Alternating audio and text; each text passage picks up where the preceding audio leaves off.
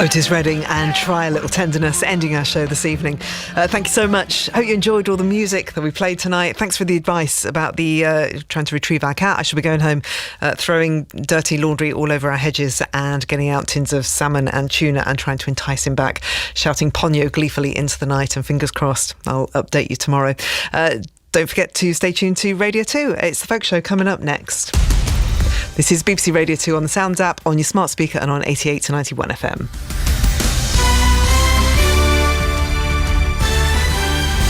BBC News at 9 o'clock. This is Tom Harrigan. Ryan Giggs could face a retrial after the jury in his case was discharged because its members were unable to reach verdicts.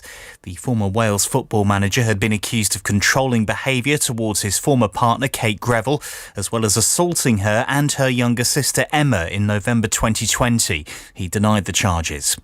Russian media say the funeral of the Soviet Union's last leader Mikhail Gorbachev will take place on Saturday. He died yesterday at the age of 91. It's unclear if President Putin will attend, as many Russians, like these people in Moscow, blame Mr. Gorbachev for the breakup of the Soviet Union in the early 1990s. It seems that he did not realise the gravity of his decisions. He did not fix his mistakes. It seemed to us back then that he was a person who could change the Soviet Union for the better. But then it turned out that he's a person who broke up the Soviet Union. I have a negative view of Mikhail Gorbachev's time in power. He did a lot of damaging things to our country. We are the ones facing the consequences. The Queen will officially appoint Rishi Sunak or Liz Truss as the new Prime Minister at Balmoral rather than Buckingham Palace next Tuesday. The decision is due to the 96-year-old monarch's mobility problems. A lawyer for the family of Shamima Begum, who was smuggled into Syria by an intelligence agent for Canada when she was 15, is calling for an inquiry into what the UK authorities knew. She left London in 2015 to join the Islamic State group. A senior intelligence officer confirmed that Mohammed al-Rashid was providing information to Canadian intelligence while people smuggling. Tasnim Akanji, the Begum family's lawyer, wants to know when the British authorities became aware of that.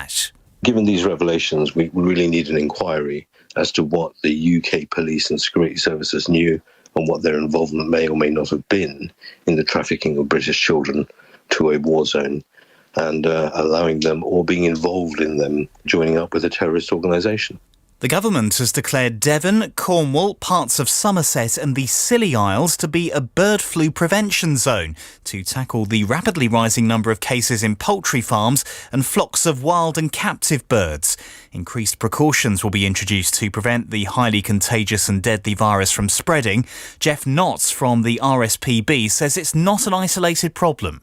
Around the UK, we've seen tens of thousands of dead birds washing up on beaches, and that could very easily be the tip of the iceberg. We could easily be looking at hundreds of thousands of dead birds out there.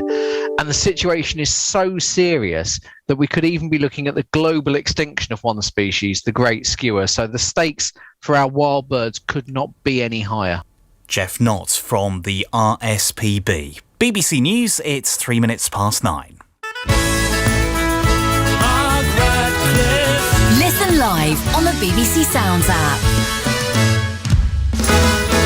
BBC Radio 2.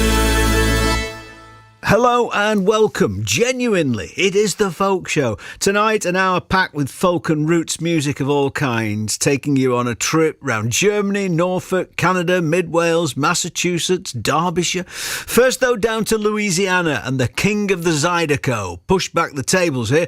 This is Clifton. Well, the Cajuns would say Chenier, but many Americans say Chenier, but I would say Clifton Chenier.